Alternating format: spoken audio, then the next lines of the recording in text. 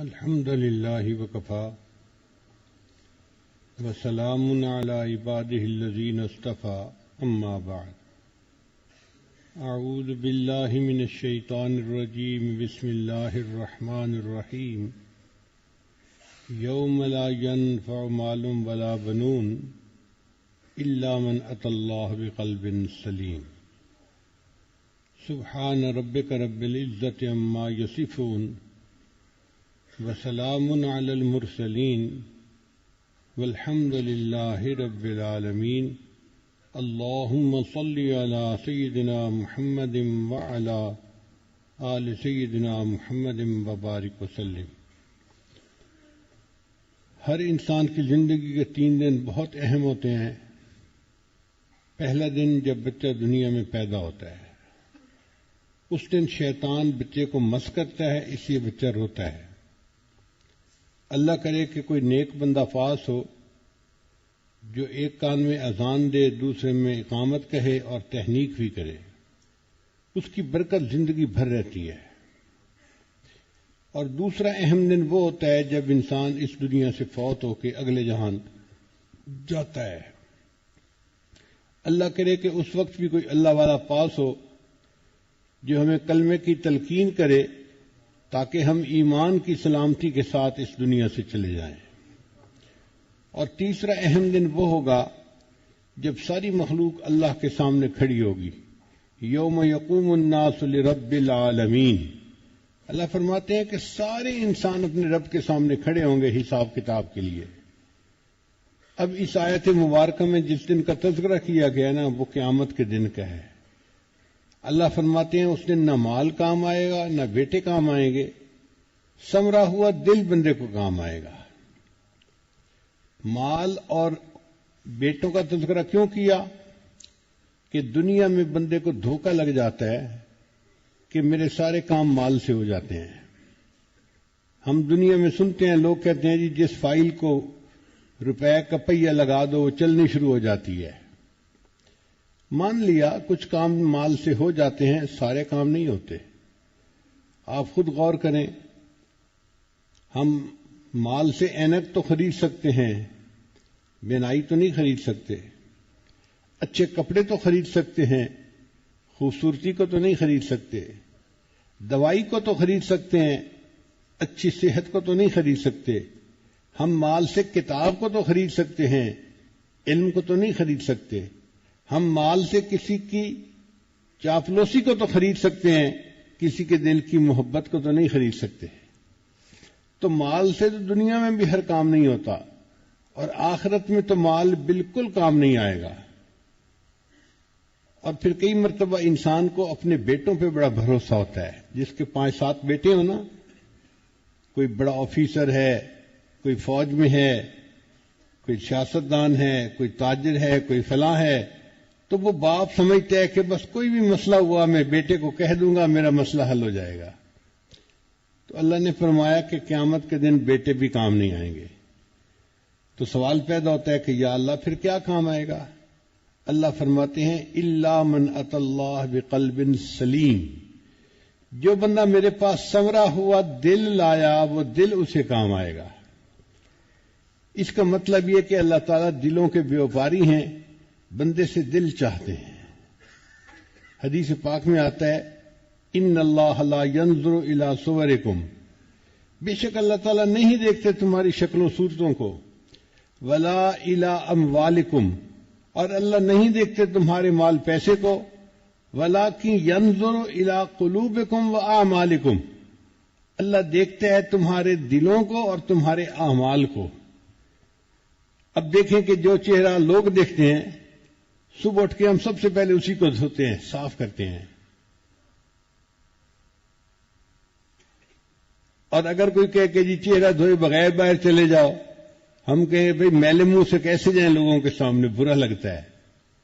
بھئی جس چہرے کو لوگ دیکھتے ہیں اس کو سب سے پہلے صاف کرتے ہیں، اور جس دل کو اللہ دیکھتے ہیں اس کو صاف کرنے کی فرصت ہی نہیں ہوتی۔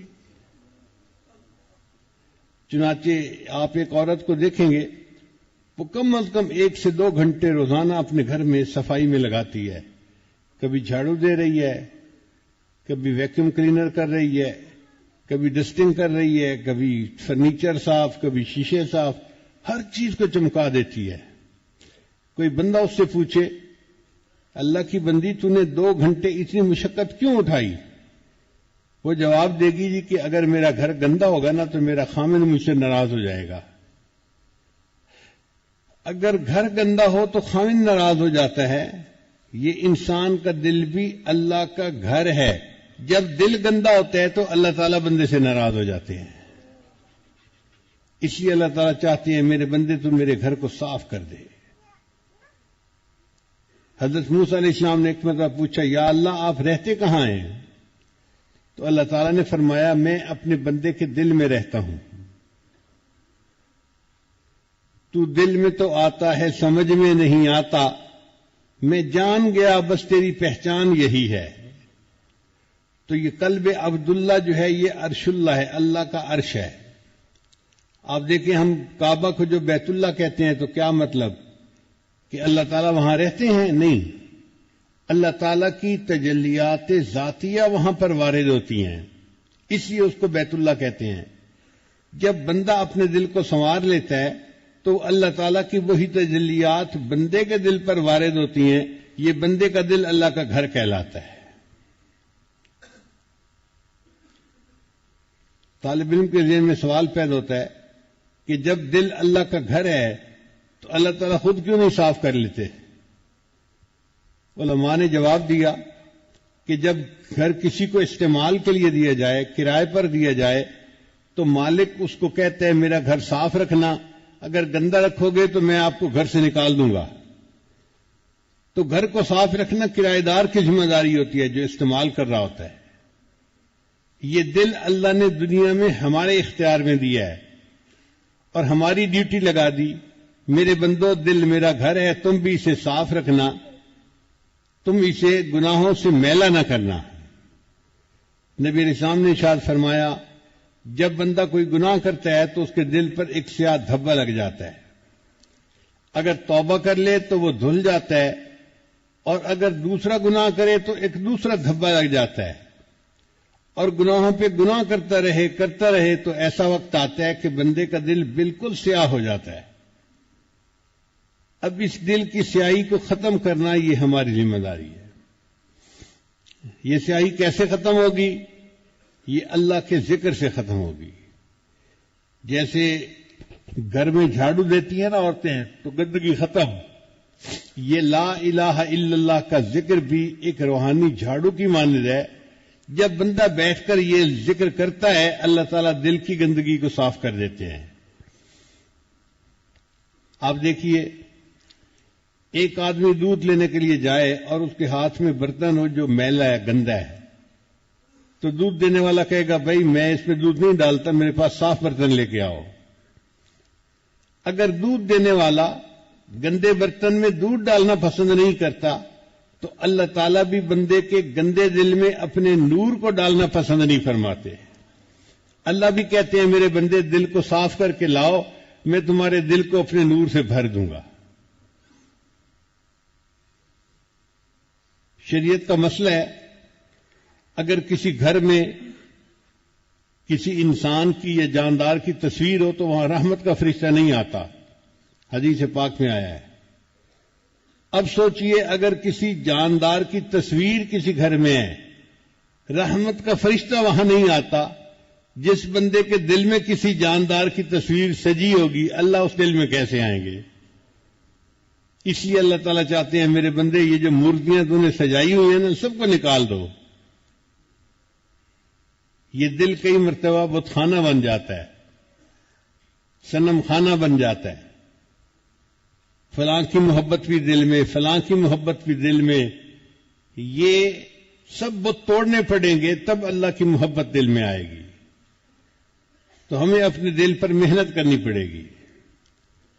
دل صاف ہوتا ہے اللہ کے ذکر سے،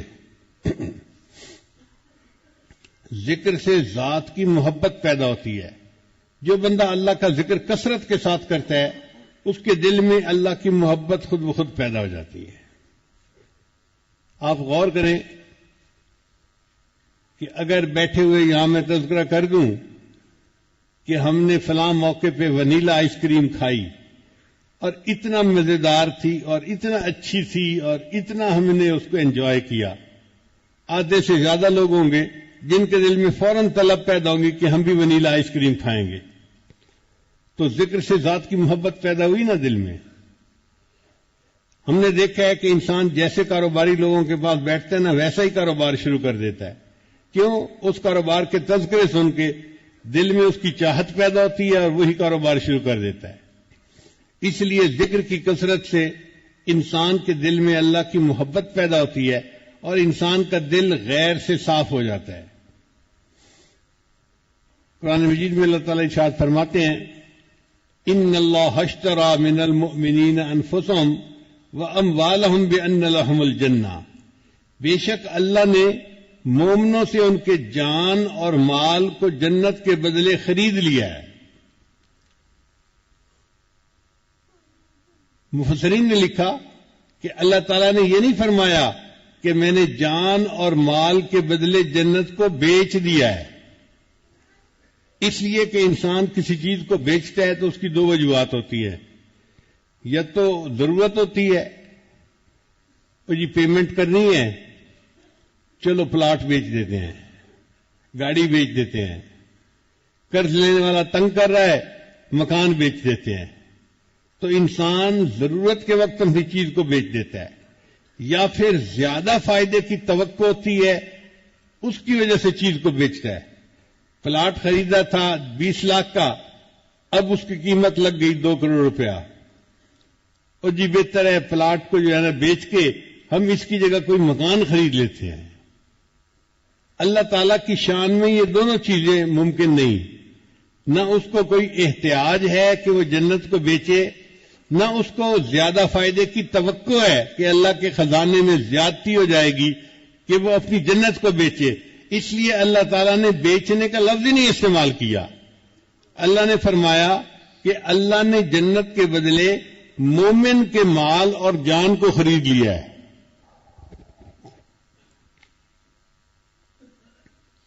اب یہاں طالب علم کے ذہن میں خیال آتا ہے کہ جب بھی بندے کے پاس کچھ فالتو پیسے ہونا اس کی سب سے پہلی تمنا ہوتی ہے کہ میں گھر اپنا خریدوں, کرائے کے گھر سے جان چھوٹے, میرا اپنا گھر ہونا چاہیے. تو اگر اللہ تعالیٰ نے خریدنا ہی تھا تو بندے کا دل خریدتے جو اللہ کا گھر ہے. اللہ نے دل کا تو تذکرہ ہی نہیں کیا. اللہ نے تو فرمایا میں نے مومن کے مال اور جان کو جنت کے بدلے خرید لیا. اللہ آپ نے اپنا مکان تو خریدا نہیں. تو مفسرین نے اس کا بھی جواب دیا. مفسرین نے فرمایا کہ دیکھو انسان کا جو دل ہے نا وہ اللہ کا گھر ہے. اللہ نے فرمایا میرے بندے اس کو تو میں نے ہے اپنے لیے وقف کر دیا, اور جو چیز وقف کر دی جائے نا پھر اس کی بیع و شراء کی اجازت نہیں ہوتی. اللہ نے فرمایا اب اس کی خرید و فروخت کا تو تذکرہ ہی نہیں, یہ تو ہے ہی میرا.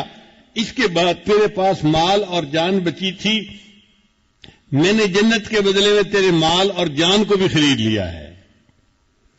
تو دل تو اللہ کے لیے وقف ہے, اللہ کا گھر ہے. ہم اس دل پر محنت کریں تاکہ قیامت کے دن ہمارا دل اللہ کو پسند آ جائے, اللہ خوش ہو جائیں دل کو دیکھ کے. ہاں میرے بندے نے اپنے دل میں میری محبت کو بھر لیا تھا.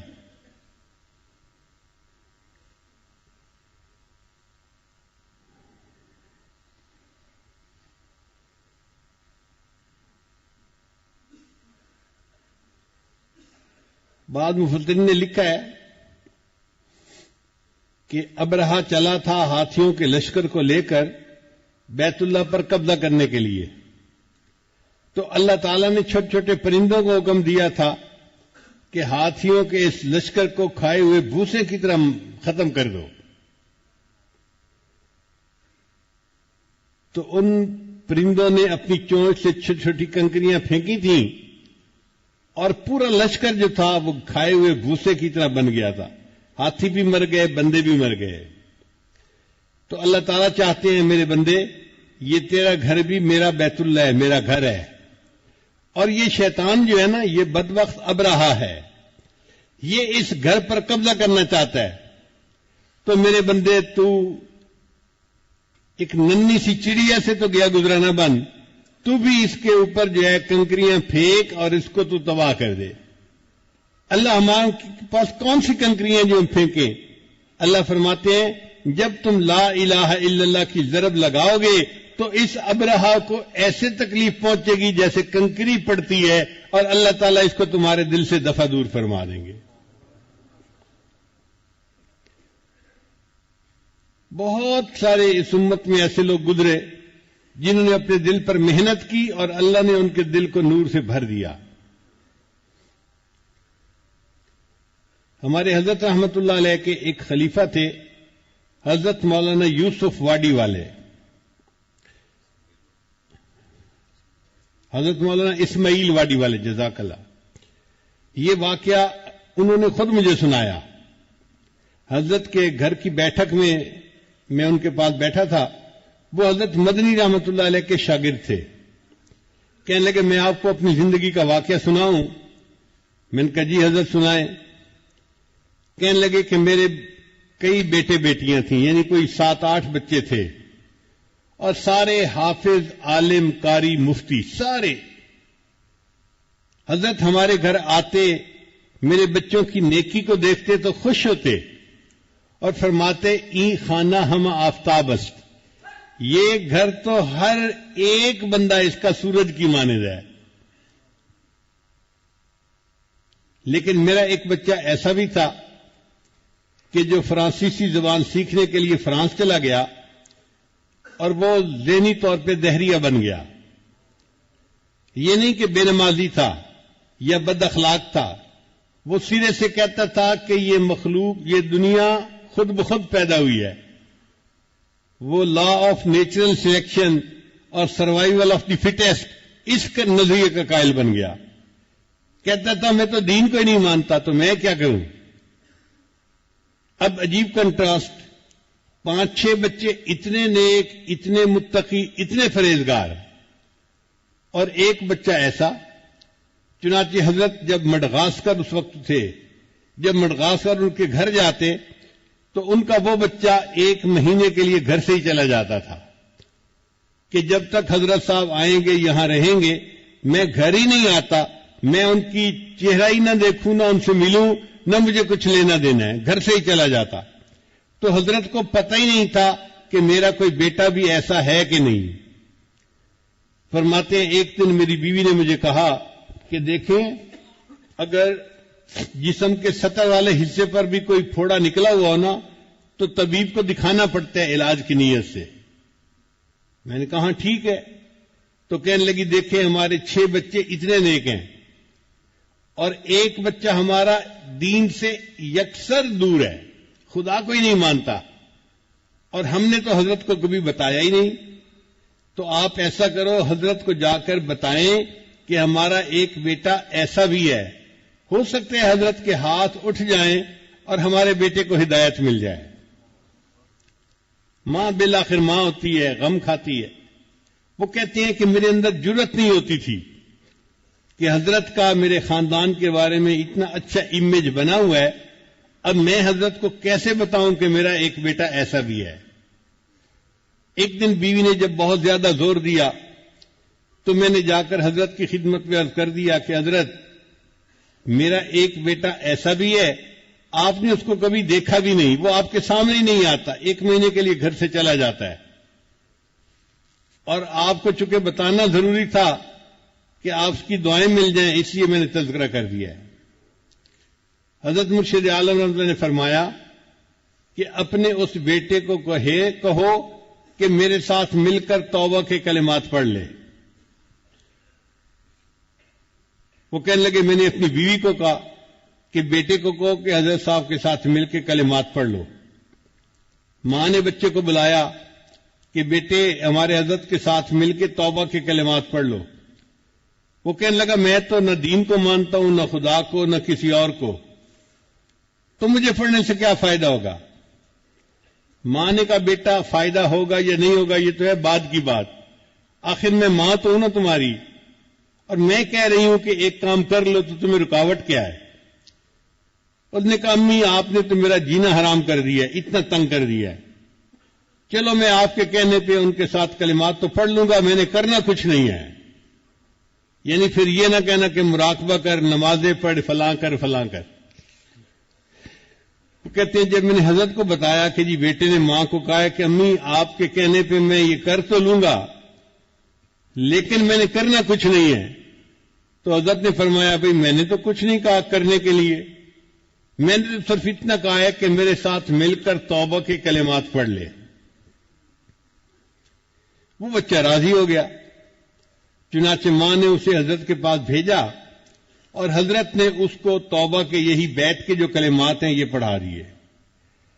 اب راز اس میں ہے کہ یہ جو توبہ کے کلمات بندہ اللہ والوں کے ساتھ مل کر پڑھتا ہے نا، اس کی برکت سے اللہ تعالیٰ دل میں نور عطا فرما دیتے ہیں، اور اس کے دلیل قرآن مجید سے ملتی ہے. اللہ تعالیٰ ارشاد فرماتے ہیں یا ایھا النبی، اے نبی صلی اللہ علیہ وسلم، اذا جاءک المؤمنات، جب آئیں آپ کے پاس ایمان والی عورتیں، مشرکات نہیں کہا، کافرات نہیں کہا، منافقات نہیں کہا، اذا جاءک المؤمنات، اس کا مطلب صحابیات ہیں. جب وہ آپ کے پاس آئیں، کیوں آئیں؟ یبایعنک، آپ کی بیعت کرنے کے لیے. کس بات پر بیعت کرنے کے لیے؟ الا اللہ یشرکن باللہ شیئا، اللہ کے ساتھ کسی کو شریک نہیں ٹھہرائیں گی. ولا یسرکنا، چوری نہیں کریں گی. ولا یزنینا، بدکاری نہیں کریں گی. ولا یقتلن اولادہن، اولاد کو قتل نہیں کریں گی. ولا یاتین ببہتان یفترینہ بین ایدیہن وارجلہن، کسی پہ بہتان تراشی نہیں کریں گی. ولا یعصینک فی معروف، اور کسی معروف کام میں اے میرے محبوب آپ کی نافرمانی نہیں کریں گی. اسی کو تو توبہ کہتے ہیں کہ بندہ ارادہ کرتا ہے کہ آج کے بعد میں شریعت کے کسی کام میں نافرمانی نہیں کروں گا.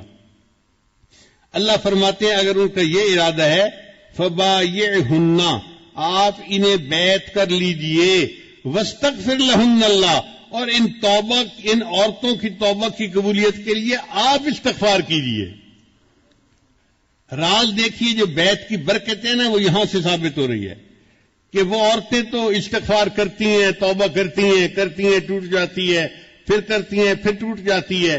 اب وہ آپ کے پاس آئی ہیں، آپ ان کو توبہ کے کلمات پڑھائیں اور ان کے بہاف پر ان کے وکیل بن کر آپ استغفار کیجئے. ان اللہ غفور الرحیم، اللہ تعالیٰ غفور ہے، اللہ تعالیٰ رحیم ہے. ہمارے حضرت فرمایا کرتے تھے کہ جب کوئی سچی توبہ کی نیت لے کر آتا ہے اور شیخ کے ہاتھ پر یہ کلمات پڑھتا ہے، اللہ نے خود وعدہ فرما دیا ان اللہ غفور الرحیم، لہذا اللہ اس بندے کی توبہ کو قبول فرما لیتے ہیں، اس کو نیکی پر استقامت عطا فرما دیتے ہیں.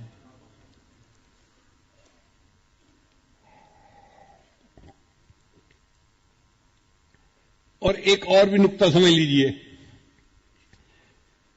کہ احادیث ہم جتنی پڑھتے ہیں نا، ان کی جو روایت ہے، سند ہے، وہ اوپر چلتے چلتے چلتے نبی علیہ السلام تک پہنچتی ہے. اور جس حدیث پاک کی سند نبی علیہ السلام تک پہنچ جائے اس کو سند متصل کہتے ہیں، کہ نبی علیہ السلام تک یہ سند بالکل صحیح بندوں کے ذریعے سے نبی علیہ السلام تک پہنچی. اب ایسی حدیث مبارکہ جس کی سند متصل ہو اس کا درجہ بہت بڑھ جاتا ہے، وہ نص بن جاتی ہے. محبوب صلی اللہ علیہ وسلم کا فرمان صحیح راویوں کے ذریعے سے پہنچا، اس پر عمل کرنا لازم ہو جاتا ہے. وہ کوئی عام بات نہیں رہتی، وہ محبوب کی بیعت ہوتی ہے اور سند متصل کی وجہ سے اس کا رتبہ بڑا ہو جاتا ہے. اسی طرح کچھ اعمال ہیں جن کو سند متصل کا درجہ حاصل ہوتا ہے. مثلا ہم جیسے توبہ کے کلمات پڑھتے ہیں نا، تو ایسے ہی میں نے اپنے شیخ کے ہاتھ پر توبہ کی، انہوں نے اپنے شیخ کے ہاتھ پر، انہوں نے، یہ سلسلہ اوپر چلتے چلتے سیدنا صدیق اکبر عنہ کے تک پہنچتا ہے اور سیدنا صدیق اکبر عنہ نے نبی علیہ السلام کے ہاتھ پر توبہ کی. تو یہ ایک عمل ایسا ہے کہ جس کو سند متصل کا رتبہ حاصل ہے. اب اس عمل کی برکت سے اللہ تعالیٰ بندے کی توبہ کی نیت پر اس کو انعام دیتے ہیں اور توبہ کو قبول فرما لیتے ہیں. اس لیے اللہ تعالیٰ صحابہ کرام کی ایک صفت بیان کرتے ہیں. قرآن مجید میں اللہ تعالیٰ فرماتے ہیں فاستقم کما امرت ومن تاب معک. اے میرے محبوب آپ بالکل سیدھے رہیے شریعت کے اوپر، اور سارے وہ لوگ جنہوں نے آپ کے ساتھ مل کر توبہ کی. بھئی صحابہ میں تو بڑی صفات تھیں، کسی اور صفت کا تذکرہ اللہ کر دیتے. اللہ نے فرمایا نہیں، ان کے اعمال میں سے ایک بڑا عمل یہ ہے انہوں نے میرے محبوب کے ہاتھ پر توبہ کے کلمات پڑھے ہیں، لہذا فرمایا کہ آپ بھی سیدھے رہیے اور جنہوں نے آپ کے ہاتھ پر توبہ کی وہ بھی سیدھے رہیں. اس کا مطلب یہ کہ یہ جو توبہ کرنی ہوتی ہے نا کسی اللہ والے کے ساتھ، اس کی اللہ کے ہاں کوئی قدر ہوتی ہے، مقام ہوتا ہے. چنانچہ اس بچے نے توبہ کے کلمات پڑھے، اب اس کی زندگی میں تبدیلی آنی شروع ہو گئی. وہ فرمانے لگے کہ اگلے سال حضرت جب تشریف لائے تو بیٹے نے اپنی ماں کو کہا کہ میں پہلے تو 1 مہینے کے لیے گھر سے چلا جاتا تھا، اب میں گھر سے نہیں جاؤں گا، گھر پہ ہی رہوں گا. اب وہ گھر پہ رہا تو حضرت کو اس نے دیکھا، لوگوں کو آتے جاتے بیعت ہوتے ہوئے دیکھا. پھر اس نے کہا کہ اچھا امی، میں کبھی کبھی حضرت کے کھانا دے دیا کروں گا. تو کبھی روٹی سامنے لا کے دسترخوان پہ رکھ دی، کبھی پانی رکھ دیا، یعنی حضرت سے مانوس ہونے لگ گیا، قریب آنے لگ گیا. یہ برکت تھی ان کلمات کی کہ 2 سال کے بعد ایک دن اس اپنی والدہ کو کہا امی میرا دل کہتا ہے کہ میں کلمہ پڑھ کے مسلمان ہو جاؤں. اللہ کی شان دیکھیے، جو خدا کے وجود کو نہیں مانتا تھا اس نے کلمہ پڑھا اور وہ مسلمان ہو گیا. پھر اس نے حضرت کے ہاتھ پر دوبارہ توبہ کے کلمات پڑھے. اب اس کو حضرت سے محبت ہو گئی اور وہ حضرت کے بیانات میں بیٹھنے لگ گیا. بیانات کو سن کر اس کے دل کی حالت بدلی. پھر اس نے حضرت سے کہا کہ حضرت میرا دل چاہتا ہے میں عالم بنوں. حضرت نے فرمایا ٹھیک ہے بنو. وہ بچہ جو دہریہ تھا نوجوان، اب وہ باقاعدہ بخاری شریف تک وفاق المدارس والا پورا کورس پڑھ کے دین کا عالم بن گیا. پھر اس کے دل میں اللہ کی محبت بڑھی تو اس نے ذکر مراقبہ بھی کرنا شروع کر دیا. اور ایک وقت آیا کہ حضرت نے اس نوجوان کو اجازت خلافت عطا فرمائی. جو نوجوان ایمان سے محروم تھا، خدا کو ہی نہیں مانتا تھا، ایک اللہ والے کے پاس آ کر چند کلمات پڑھنے کی برکت سے ایسا بھی وقت آیا کہ وہ مومن بھی بن گیا، عالم بھی بن گیا اور شیخ بھی بن گیا. پھر حضرت فرمانے لگے کہ میرے اس بیٹے کے ہاتھ پر ہزاروں نوجوانوں نے کلمہ پڑھا اور مسلمان ہوئے. وہ ہزاروں اور لوگوں کے مسلمان ہونے کا ذریعہ بن گیا. تو یہ برکت ہوتی ہے.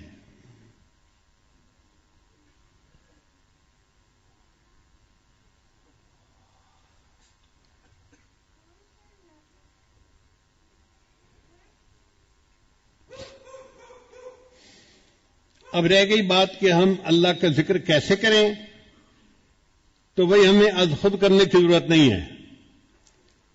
اللہ والوں نے ہمیں طریقہ سکھا دیا.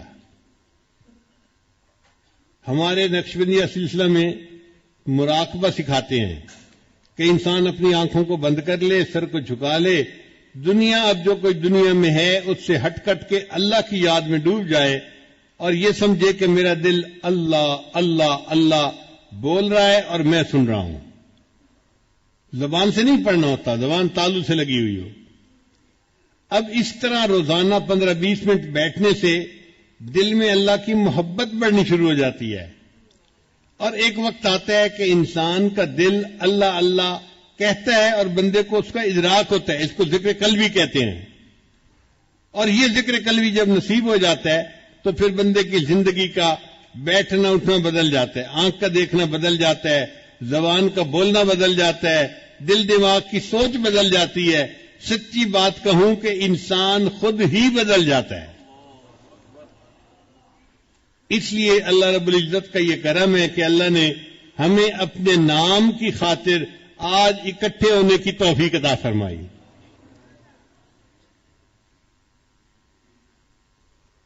ایک ہمارے بزرگ گزرے ہیں ڈاکٹر غلام مصطفیٰ خان صاحب، حیدرآباد کے تھے، پروفیسر تھے اور بڑا علم تھا اللہ نے ان کو عطا کیا. ان کا ایک میں نے بیان سنا تو اس بیان میں انہوں نے کہا کہ اس امت کی بہت ساری نشانیاں اللہ نے تورات اور انجیل کے اندر بیان کی. تو انہوں نے فرمایا کہ کون کون سی نشانیاں بیان کی؟ تو انہوں نے کہا ان میں سے ایک نشانی یہ کہ یہ امت اللہ کے نام کو یاد کرنے کے لیے اکٹھی ہوا کرے گی. اب آپ بتائیے، آپ یہاں پر اکٹھے ہوئے ہیں کوئی تجارت کی نیت سے یا کوئی جسمانی علاج کی نیت سے؟ صرف اللہ کے نام کے لیے، اللہ کو یاد کرنے کے لیے. تو یہ اس امت کی نشانی پہلی کتابوں میں بھی لکھی گئی. مختلف شہروں سے ہوں گے، مختلف قبیلوں سے ہوں گے، اور وہ ایک جگہ پر جمع ہوں گے اللہ کی یاد کی خاطر. یہ مجمع اللہ کو اتنا پسند آتا ہے، اللہ فرشتے بھیجتے ہیں جو ان کے اوپر سایہ کر دیتے ہیں اور اللہ ان کے اوپر اپنی رحمتوں کو نازل کر دیتا ہے. اب آپ بتائیے کہ جب اللہ کے فرشتے محفل کو ڈھانپ لیتے ہیں اور اللہ ان پر رحمتیں برساتے ہیں تو پھر آنے والا کبھی محروم ہو سکتا ہے؟ ہو ہی نہیں سکتا. اللہ تعالیٰ تو خوش ہوتے ہوں گے. اللہ تعالیٰ تو بلکہ ملائکہ میں بیٹھ کر تذکرے کرتے ہوں گے، فلاں جگہ دیکھو میرے اتنے بندے میری محبت میں سفر کر کے گھروں کو چھوڑ کر اتنے دن کے لیے آئے. بارش بھی ہو رہی تھی، کھانے پینے کی بھی تنگی تھی، مگر انہوں نے 3 دن رات میری یاد میں، میری محبت میں گزارے. دیکھو میرے بندے مجھ سے کتنی محبت کرتے ہیں. اللہ کے ہاں اس محفل کی اتنی قدر و قیمت ہے کہ نبی علیہ السلام نے ارشاد فرمایا کہ ان کے پاس ایک ایسا بندہ بھی آیا کہ جو قریب سے گزر رہا تھا. اس نے دیکھا بھئی اتنے لوگ بیٹھے ہیں تو چلو میں دیکھتا ہوں یہ کیا کر رہے ہیں. وہ بھی ساتھ کھڑا ہو گیا. تو اللہ نے پوری محفل کے لوگوں کی بخشش کا فیصلہ فرما دیا. فرشتے نے کہا یا اللہ، باقی تو چلو اس مقصد کے لیے آئے تھے اور ان کی آپ نے بخشش کر دی، ایک بندہ تو بس گزر رہا تھا، وہ ان کو دیکھ کے کھڑا ہو گیا. اللہ فرماتے ہیں ہم رجال اللہ یشقا جلیسہم، یہ میرے ایسے بندے ہیں ان کے پاس بیٹھنے والا بدبخت نہیں ہوتا. تو جو گزرتا ہوا قریب آ کے کھڑا ہو جائے گا اللہ اس کی بھی بخشش فرما دیتے ہیں. اور جو یہ مقصد دل میں لے کے آئے، آپ سوچئے پھر ان کی بخشش کتنی آسان ہوگی. تو یہ اللہ تعالیٰ کی کوئی خاص رحمت ہوئی.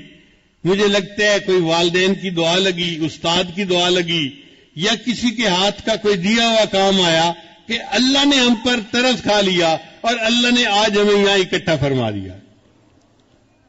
اگر کسی کے گھر میں بیوی بیمار ہو جاتی، بچہ بیمار ہو جاتا تو کوئی آ سکتا تھا؟ 100 عذر تھے. اچھا دیکھیں، ہمارے کئی دوستوں نے آنے کے ارادے کیے تھے، فلائٹیں کینسل ہو گئیں. ہمارے ایک عزیز ہیں قریبی، وہ نیو یارک سے چلے اجتماع میں شرکت کے لیے، جب ترکی پہنچے تو پتہ چلا کہ یہ پاکستان کی فلائٹیں کینسل ہو گئی ہیں. اب نہ آگے کے نہ پیچھے کے نہیں آ سکتے. ہمیں جو اللہ نے یہاں پہنچا دیا اس میں ہمارا کوئی کمال نہیں ہے. یہ کمال کس کا ہے؟ اس کمال والے کا کمال ہے، اللہ کا کمال ہے. ہم اللہ کا احسان مانے کہ اللہ آپ نے اپنی یاد میں اکٹھا ہونے کے لیے ہمیں توفیق عطا فرما دی. اب ہم یہاں آئے ہیں تو ہمیں یہاں سے آپ خالی نہ واپس لوٹائیے گا.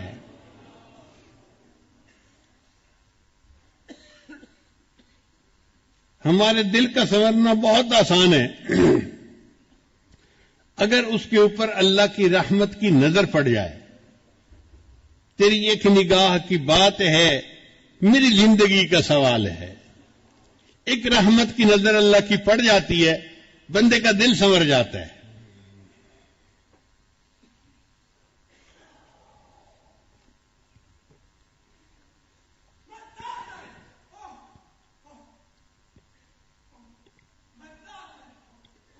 تو اللہ تعالی ہمیں اپنی محبت عطا فرمائے. کل کے بیان میں نے ایک بات کہی تھی کہ ایک بزرگ نے فرمایا مساکین و اہل دنیا، یہ اہل دنیا کتنے مسکین ہیں کہ یہ دنیا سے آ گئے اور انہوں نے اچھی چیز کا مزہ ہی نہیں چکھا. بیٹھ جائیے. کہ یہ دنیا والے مساکین ہیں کہ دنیا سے ہو کے آگے اور انہوں نے اچھی چیز کا مزہ ہی نہیں چکھا. تو کسی نے پوچھا کہ حضرت اچھی چیز سے کیا مراد؟ فرمان لگے اللہ کی محبت کا جس نے مزہ ہی نہیں چکھا اس نے دنیا میں آ کے دیکھا ہی کیا ہے.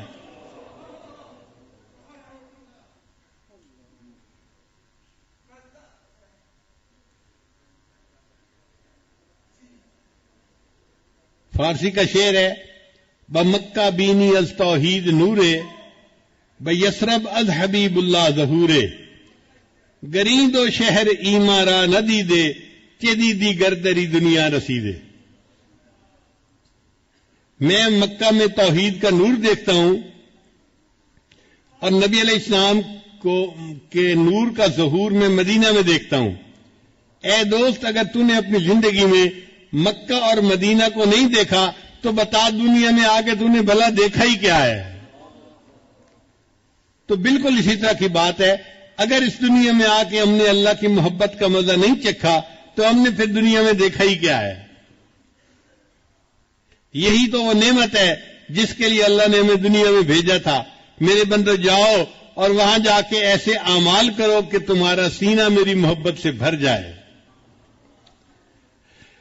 اور واقعی صحابہ کرام کی ایسی کیفیت تھی، ان کے سینے اللہ کی محبت سے بھرے ہوئے تھے. ایک نوجوان تھے، ان کا نام تھا سالم، وہ ابو حذیفہ کے غلام تھے.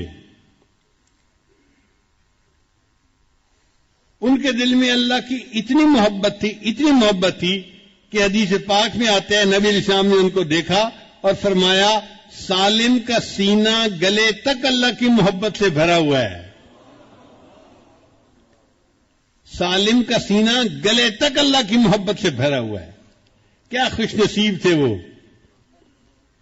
ایک اور صحابی تھے عبداللہ ذوالبجدین رضی اللہ تعالیٰ عنہ. نام عبداللہ تھا مگر مدینہ طیبہ سے تھوڑے سے فاصلے پر ایک بستی میں رہتے تھے. والد فوت ہو گئے تھے تو چچا ان کی کفالت کرتے تھے اور چچا نے ان کو بڑے محبت سے رکھا تھا.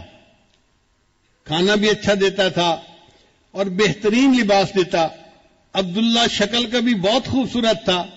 پھر اس کے اوپر جب قیمتی اور خوبصورت لباس پہنتا تو اس کی جوانی کو دیکھ کے، اس کی پرسنالٹی کو دیکھ کے لوگ حیران ہوتے تھے. چنانچہ عبداللہ جب مدینہ طیبہ آتا تو لوگ حیران ہو کے اس کو دیکھتے تھے کہ کتنا خوبصورت نوجوان ہے اور کتنے اچھے کپڑے اس نے پہنے ہوئے ہیں. اللہ کی شان دیکھے کہ عبداللہ نبی اسلام کی خدمت میں حاضر ہو گیا اور اس نے کلمہ پڑھ لیا. اب جب واپس گھر گیا تو چاہتا تو وہ تھا کہ میں نبی علیہ السلام کی محبت کو چھپاؤں، مگر محبت چھپانے سے چھپتی نہیں ہے. ایک دم بھی محبت چھپ نہ سکی جب تیرا کسی نے نام لیا. اس کے چچا نبی علیہ السلام کا نام لیتے یا والدہ لیتی تو عبداللہ ذرا ادھر دیکھتا، توجہ سے بات سنتا. تو گھر والوں نے فگر آؤٹ کر لیا کہ اس کے اندر کوئی نہ کوئی تبدیلی آئی ہے. چنانچہ چچا نے ایک دن اس کو بٹھا کر پوچھا عبداللہ سچ سچ بتاؤ کیا تم مسلمان بن گئے ہو؟ تو عبداللہ رضی اللہ عنہ نے بتا دیا ہاں میں نے کلمہ پڑھا، میں مسلمان ہو گیا ہوں. چچا کو بڑا غصہ آیا. اس نے کہا کہ میں اتنا پیسہ خرچ کرتا ہوں، تمہیں بہترین غذا دیتا ہوں، تمہیں کھانا دیتا ہوں، لباس دیتا ہوں، اور تو ایسا نمک حرام کہ ہم اپنے ماں باپ کے دین پہ جمے ہوئے ہیں، تو ہمارے دین کو چھوڑ کے چلا گیا. اگر ایسا ہے تو میں تمہیں پھر اس گھر میں رہنے کی اجازت نہیں دے سکتا، میں نکال دوں گا. عبداللہ نے کہا نکال دے، میں چلا جاؤں گا. چچا کو اور غصہ آیا. اس نے تو پٹائی کی پہلے. جب ٹکا کے مار لیا نا اور اس کا غصہ تھوڑا ٹھنڈا ہوا تو اس نے کیا کیا کہ عبداللہ کے جسم پہ جو لباس تھا نا پورا لباس کاٹ کے اتار دیا. یہ لباس میں تجھے سلوا کے دیا تھا، اب یہ لباس میں اتارتا ہوں. چنانچہ بالکل جیسے چھوٹا بچہ بالکل برہنہ ہوتا ہے، عبداللہ کو اس طرح برہنہ حالت میں اس نے اپنے گھر سے دھکا دے دیا. اب جوان عمر بیٹا جب اس طرح برہنگی کی حالت میں گھر سے باہر نکلا تو ماں کچھ کر تو سکتی نہیں تھی. اس نے کیا کیا کہ ایک چادر تھی جو اپنے سر پہ عورتیں بڑی چادر لیتی ہیں، اس نے وہ چادر گلی میں ڈال دی کہ میرا بیٹا کم از کم میری چادر سے اپنے سطر کو تو چھپا لے گا. عبداللہ رضی اللہ عنہ نے اس چادر کے 2 ٹکڑے کر دیے، ایک ٹکڑا تہبند کی طرح باندھ لیا اور دوسرا ٹکڑا جیسے سردیوں میں گرم چادر لپیٹتے ہیں اپنے اوپر لپیٹ لیا۔ پھر عبداللہ سوچنے لگا میں کہاں جاؤں؟ تو دل نے کہا کہ جن کی خاطر یہ سب کچھ میرے ساتھ پیش آیا ہے اب مجھے انہی کے پاس جانا ہے۔ چنانچہ عبداللہ رضی اللہ تعالیٰ عنہ مدینہ طیبہ آئے۔ فجر کے بعد کا وقت ہے، نبی علیہ السلام مسجد میں تشریف فرمائے اور صحابہ سے گفتگو فرما رہے ہیں۔ اللہ کے حبیب صلی اللہ علیہ وسلم نے دور سے عبداللہ کو آتے ہوئے دیکھا تو محبوب صلی اللہ علیہ وسلم نے پہچان لیا یہ وہی نوجوان تھا جو اتنے خوبصورت لباس پہنتا تھا، لوگ اس کی طرف آنکھ اٹھا کے دیکھتے تھے، آج 2 چادروں میں لپٹا ہوا آ رہا ہے، دونوں جہاں کسی کی محبت میں ہار کے وہ آ رہا ہے کوئی شب غم گزار کے۔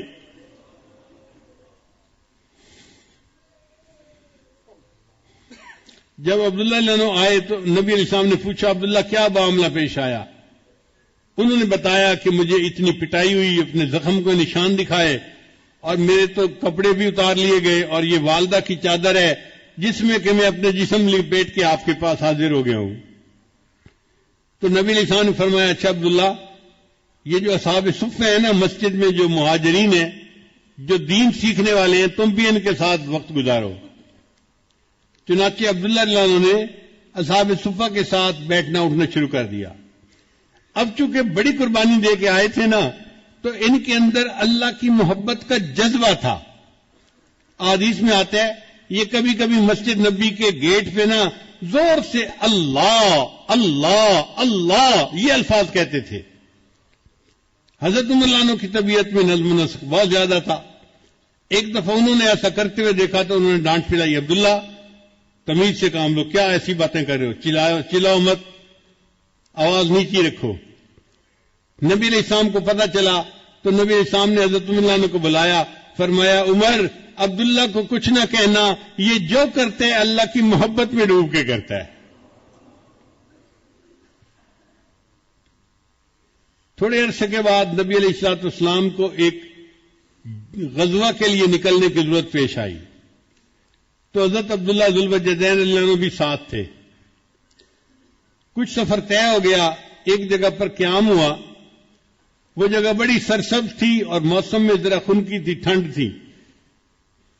حضرت عبداللہ رضی اللہ عنہ کو بخار ہو گیا۔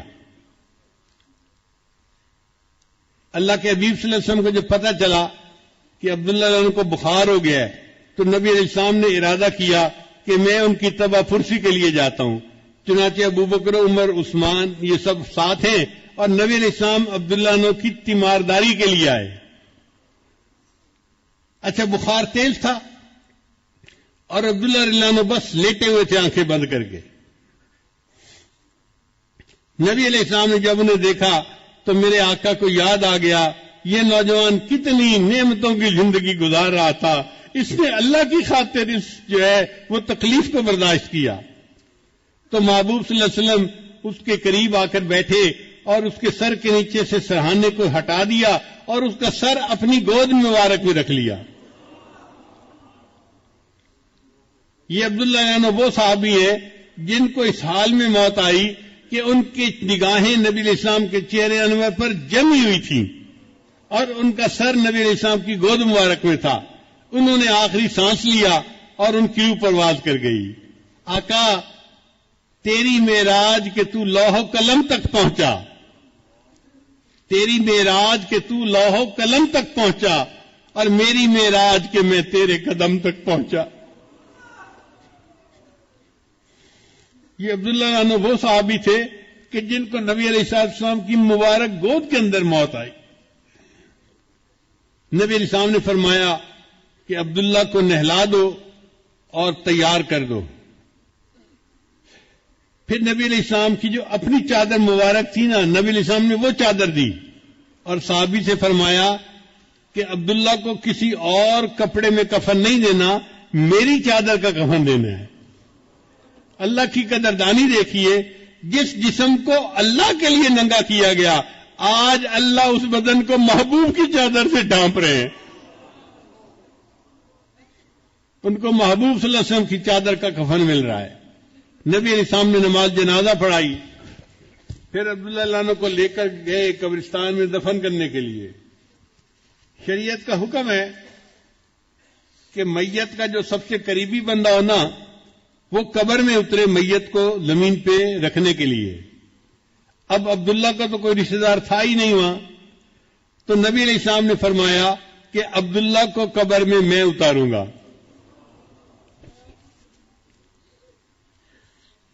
چنانچہ حدیث پاک میں آتا ہے کہ نبی علیہ السلام عبداللہ عنہ کی قبر میں نیچے اترے اور آپ نے اپنے دونوں مبارک ہاتھوں میں ان کی میت کو لیا اور اپنی امانت کو زمین کے سپرد کر دیا۔ پھر ان کی میت کو زمین پر رکھتے ہوئے نبی علیہ السلام نے ایک بات کہی، اس بات کو سن کے تو عمر لانو وجد میں آ گئے۔ کیا بات کہی؟ نبی علیہ السلام نے یہ بات کہی، اے اللہ میں عبداللہ سے راضی ہوں، تو بھی عبداللہ سے راضی ہو جانا۔ حضرت عمر لانو یہ واقعہ سنایا کرتے تھے اور تمنا کیا کرتے تھے کاش عبداللہ کی جگہ عمر الخطاب کی لاش ہوتی اور محبوب یہ فرماتے، اے اللہ میں اس سے راضی ہوں، تو بھی اس سے راضی ہو جانا۔ اللہ کی قدردانی کی انتہا دیکھیے۔ اللہ کرے کہ ہمیں اللہ تعالیٰ اپنی ایسی محبت عطا فرمائے کہ ہمارا دل اللہ کی محبت سے بھر جائے، ہمارا اٹھنا بیٹھنا چلنا پھرنا کھانا پینا سب کچھ اللہ کے لیے ہو جائے۔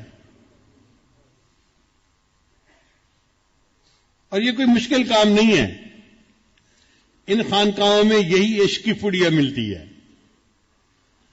علامہ اقبال فرماتے ہیں، عقل و دل و نگاہ کا مرشد اولی ہے عشق، عقل و دل و نگاہ کا مرشد اولی ہے عشق، عشق نہ ہو تو شرع و دین بت کدائے تصورات۔ اگر اللہ کی محبت کو درمیان سے نکال دو تو شریعت پھر پیچھے کیا رہ جاتی ہے؟ چند نظریات ہی رہ جاتے ہیں۔ اس لیے انسان دنیا میں جیے تو اللہ کی محبت میں جیے اور اس نعمت کو دنیا سے لے کر آخرت کی طرف جائے۔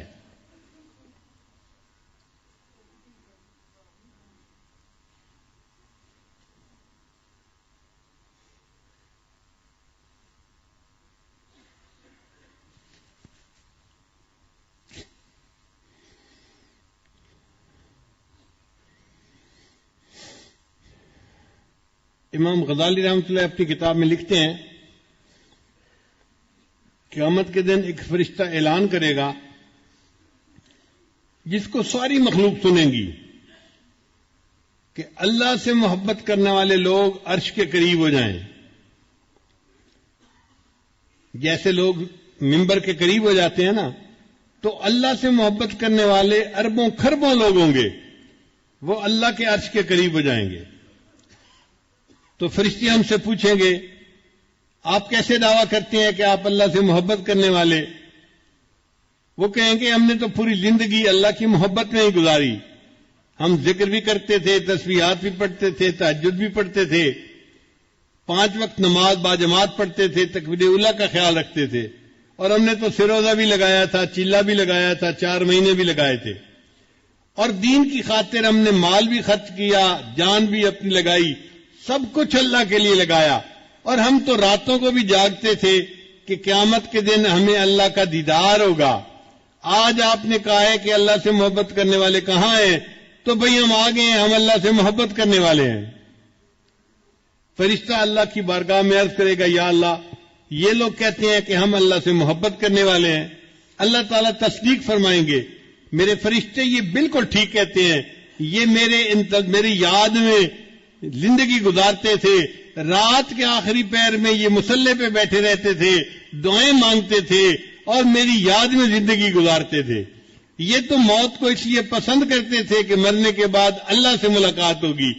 آج یہ لوگ عرش کے قریب آئے ہیں، فرشتے ان سب کو بتا دو، یہ سارے کے سارے بلا حساب جنت چلے جائیں۔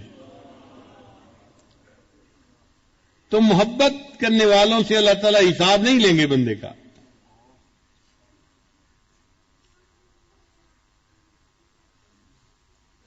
بلے شاہ رحمۃ اللہ علیہ ایک بزرگ گزرے ہیں قصور میں، ان کا پنجابی کا کلام بڑا عجیب ہے. وہ فرماتے ہیں کورے کاغذ کتاب نہ ہوندے.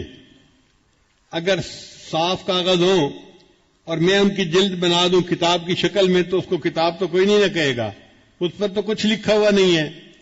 تو وہ فرماتے ہیں کہ کورے کاغذ کتاب نہ ہوندے تے سارے پھول گلاب نہ ہوندے.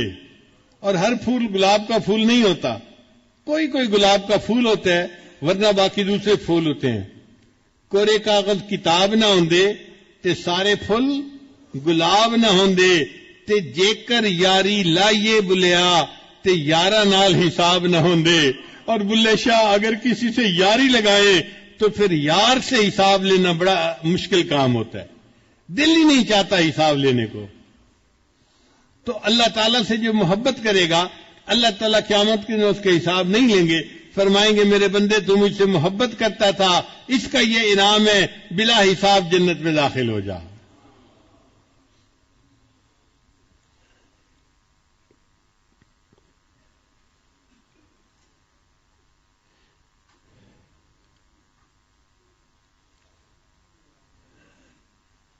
فارسی کے چند اشعار سن لیجئے. امیر خسرو رحمت اللہ علیہ کے ہیں, فرماتے ہیں جان ز تن بردی و در جانی ہنوز. اے محبوب آپ نے میرے تن سے جان تو نکال دی اور خود میری جان بن کے آ گئے. جان ز تن بردی و در جانی ہنوز دردہا دادی و درمانی ہنوز. اے محبوب آپ نے مجھے درد تو عطا کی مگر اس درد کی دوا بھی تو آپ خود ہی ہیں. آشکارا سینہ امبش گافتی ہم چنا در سینہ پنہانی ہنوز. اے محبوب آپ کی پلکوں کے تیر نے میرے سینے کو چیر کے رکھ دیا اور اس چیرے ہوئے سینے میں محبوب آپ ہی تو چھپ کے بیٹھے ہوئے ہیں. ملک دل کر دی خراب از تیغ ناز. اے محبوب آپ نے ناز کی تلوار سے میرے دل کو خالی کر دیا. آپ کی محبت سے پہلے میرا سینہ بہت آباد تھا, اس کی محبت اس کی محبت, مال کی فلاں کی فلاں کی فلاں کی, پتہ نہیں قسم و قسم کی محبتیں اس دل میں جمع تھیں. لیکن آپ کی ناز کی تلوار ایسے چلی کہ یہ سب کو آپ نے جڑ سے اکھاڑ کے پھینک دیا تو میرے دل کو آپ نے خالی کر دیا. ملک دل کر دی خراب از تیغ ناز و اندری ویران سلطانی ہنوز. اور اے محبوب اس ویرانے میں ابھی بھی حکمرانی اور بادشاہی تو آپ ہی کی ہے. اور آخری شعر تو لاجواب ہے, فرماتے ہیں قیمت خود ہر دو عالم گفتئی. اے محبوب آپ نے اپنے وصل کی قیمت دو عالم بتائی ہے کہ میرے بندے تیرے دل میں نہ دنیا کی خواہش ہو نہ کوئی آخرت کی خواہش ہو. قیمت خود ہر دو عالم گفتئی نرخ بالا کن کے ارزانی ہنوز. اے محبوب قیمت بڑھا دیجئے, آپ نے تو وصل کی قیمت بہت سستی بتائی ہے. یہ دو عالم کی تمنائیں چھوڑ دینا کون سا مشکل کام ہے, آپ کے لیے تو ہم سب کچھ قربان کر سکتے ہیں. نرخ بالا کن کے ارزانی ہنوز. اللہ ہمیں بھی اپنی ایسی سچی محبت عطا فرما دے. اس محبت کے راستے میں بندے پہ آزمائشیں بھی آتی ہیں. علامہ اقبال رحمۃ اللہ فرماتے ہیں جفا جو عشق میں ہوتی ہے وہ جفا ہی نہیں. جفا جو عشق میں ہوتی ہے وہ جفا ہی نہیں. جفا نہ ہو تو محبت کا کچھ مزہ ہی نہیں. تو محبوب کی طرف سے آزمائشیں بھی آ جاتی ہیں مگر وہ آزمائشیں ایسی ہوتی ہیں کہ پھر سالک محبوب کی طرف سے انعام سمجھ کے خوش ہوتا ہے, ایلام کو بھی انعام سمجھتا ہے کہ یہ میرے محبوب نے حالات بھیجے ہیں, مجھے یہ اسی طرح پسند ہے. شاعر کہتا ہے تیرے عشق نے مجھے غم دیا، تیرے عشق نے مجھے غم دیا، میرے غم کی عمر دراز ہو، تیرے عشق نے مجھے غم دیا، میرے غم کی عمر دراز ہو، وہ مقام آئے میرے خدا، میرے عشق پہ تجھے ناز ہو۔ اللہ ایسا بھی مقام آ جائے کہ میری محبت پہ آپ کو ناز ہو۔ اور حدیث پاک میں آتا ہے اللہ کو اپنے بعض بندوں کی محبت پہ ناز ہوتا ہے، اللہ فرشتوں کی محفل میں اپنے بندے کا تذکرہ کرتے ہیں۔ ایک حدیث پاک میں آتا ہے کہ اللہ کو دو بندوں کا محبت پہ اتنا ناز کہ فرشتوں میں تذکرہ فرماتے ہیں۔ ایک وہ نوجوان کہ اس کے پاس اس کی خوبصورت جوان العمر بیوی موجود ہے، وہ اگر چاہتا تو اس کے ساتھ وقت گزار سکتا تھا، مگر پھر بھی وہ تہجد میں اٹھ کے تہجد پڑھتا ہے۔ اللہ فرشتوں کو فرماتے ہیں دیکھو اس نوجوان کو میری محبت نے مصلی پہ کھڑا کیا، یہ مجھ سے کتنا پیار کرنے والا بندہ ہے۔ اور دوسرا ایک قافلہ جا رہا تھا، رات کے سفر کی وجہ سے سب تھک گئے تھے، ایک جگہ پہنچے تو سب سو گئے، یعنی گرے اور آنکھ لگ گئی۔ ایک ان میں سے نوجوان ایسا تھا جس نے وضو کیا، مصلی پہ کھڑا ہو گیا۔ اللہ فرشتوں کو دکھاتے ہیں دیکھو یہ نوجوان بھی تھکا ہوا تھا، اگر یہ چاہتا تو یہ بھی سو سکتا تھا، مگر میری محبت نے اسے مصلی پر کھڑا کر دیا۔ دیکھو یہ مجھ سے کتنی محبت کرنے والا نوجوان ہے۔ تو جن کی محبت اللہ کو پسند آتی ہے اور اللہ فرشتوں میں ان کے تذکرے کرتے ہیں، اللہ تعالی ہمیں بھی ان لوگوں میں شامل فرما لے۔ وما ذلك علی اللہ بعزیز، اللہ کے لیے یہ کام کوئی مشکل نہیں ہے۔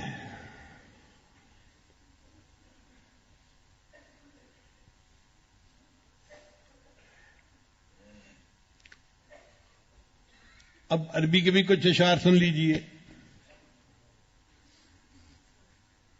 واللہ ما طلعت شمس ولا غربت الا وانت فی قلبی ووسواسی، اے محبوب اللہ کی قسم نہ کبھی سورج طلوع ہوا نہ کبھی سورج غروب ہوا، مگر ہر وقت میرے دل و دماغ میں تیرا ہی تو دھیان رہتا ہے۔ واللہ ما طلعت شمس ولا غربت الا وانت فی قلبی ووسواسی، ولا جلست الى قوم احدثهم الا وانت حدیثی بین جلاسی، اور محبوب اللہ کی قسم میں کبھی اپنے دوستوں کی محفل میں نہیں بیٹھا، مگر ان دوستوں کی محفل میں میں آپ ہی کی تو باتیں بیٹھا کر رہا ہوتا ہوں۔ ولا ذکرتک محزونا ولا طربا الا وحبک مقرون بانفاسی، اور محبوب میں نے کبھی خوشی اور غم کی حالت میں آپ کو یاد نہیں کیا، مگر میری سانسوں میں آپ کی محبت ہی تو لپٹی ہوئی ہوتی ہے۔ ولا ہممت بشرب الماء من عطش الا رأيت خیالا منك في الكأس، اور اے محبوب اللہ کی قسم میں نے کبھی سخت پیاس کی حالت میں پانی کو پیالے میں نہیں پیا، مگر اس پانی کے اندر میں تیری تصویر کو تو ڈھونڈ رہا ہوتا ہوں۔ تو اللہ کی ایسی محبت ہو کہ بندہ پانی پیے تو گویا پانی کے پیالے میں محبوب کی تصویر ڈھونڈ رہا ہو۔ اب پنجابی بھی کچھ سن لیجئے۔ حضرت خواجہ غلام فرید رحمۃ اللہ علیہ کا کلام ہے، فرماتے ہیں ہور کہانی مول نہ بھانی، اور کوئی کہانی مجھے اچھی نہیں لگتی، کوئی بات مجھے اچھی نہیں لگتی۔ ہور کہانی مول نہ بھانی، الف ہی کو ہم بس وے میاں جی، اے میاں جی الف سے مراد اللہ، بس اللہ کی کہانی مجھے اچھی لگتی ہے۔ اور کہانی مول نہ بھاڑی الف ہی کو ہم بس وے میاں جی بیتے دی میں کلوڑ نہ کائی یعنی الف سے مراد اللہ اور اس کے سوا جو ماں سوا ہے وہ سب بیٹے ہے. مجھے بیٹے کی کوئی ضرورت نہیں ہے. بیٹے دی میں کلوڑ نہ کائی الف لے دل کھسوے میاں جی. او میاں جی مجھ سے تو اللہ نے میرے دل کو ہی چھین لیا ہے. اب میرا دل میرے بس میں نہیں ہے. اور کہانی مول نہ بھاڑی الف ہی کو ہم بس وے میاں جی بیتے دی میں کلوڑ نہ کائی الف لے دل کھس وے میاں جی. عشق مول فرید نہ پھر سو. اے غلام فرید میں اللہ کے عشق سے ذرا بھی پیچھے نہیں ہٹوں گا. عشق مول فرید نہ پھر سوں روز نمی ہم چسوے میاں جی. اے میاں جی مجھے اس اللہ کی یاد میں روزانہ نیا لطف آتا ہے, نیا مزہ آتا ہے, نئی چس آتی ہے. میں اللہ کے ذکر کو کبھی نہیں چھوڑوں گا. الف ہی کو ہم بس وے میاں جی الف کی تم بے وس وے میاں جی الف لے دل کھس وے میاں جی روز نوی ہم چسوے میاں جی. کچھ اور ان کے اشعار ہیں جو حافظ صاحب نے کہا کہ وہ پڑھیں. ذرا توجہ سے سنیے گا. فرماتے ہیں عشق خدا یارو نار غضب دی تے ویکھو قسمت وچ ونج پئی ہاں تے سڑ بھج گئی ہاں. عشق خدا یارو نار غضب دی تے ویکھو قسمت وچ ونج پئی ہاں تے سڑ بھج گئی ہاں. چولا برکا صبر دا میرے ہو گیا تھیاں تھیاں تے چپ کر گئی ہاں. یعنی صبر کا برقع اور چادر جو تھی وہ سب پھٹ گیا اور میں اس پر خاموش چپ ہو گئی ہوں. چولا برکا صبر دا میرے ہو گیا تھیاں تھیاں تے چپ کر گئی ہاں. ماں پیو ویر بھی یاد نہ میں کوں تے اتوں تانے دیون سیاں تے سیندی رہی ہاں. ماں پیو ویر بھی یاد نہ میں کوں تے اتوں تانے دیون سیاں تے سیندی رہی ہاں. غلام فرید اے آکھ سجن نو میں تا در تیڑے تے پئی ہاں تے جے ہو جئی ہاں. غلام فرید اے آکھ سجن نو میں تا در تیڑے تے پئی ہاں تے جے ہو جئی ہاں. آج ہم بھی اللہ کی خدمت میں یہ یاد کریں کہ میرے مالک جیسا بھی ہوں بس میں آ گیا ہوں اور میں تیرے در پہ یہاں پڑا ہوں. مجھے قبول کر لے اور میرے دل کو اپنی محبت سے لبریز فرما دے. وآخر دعوانا ان الحمد للہ رب العالمین.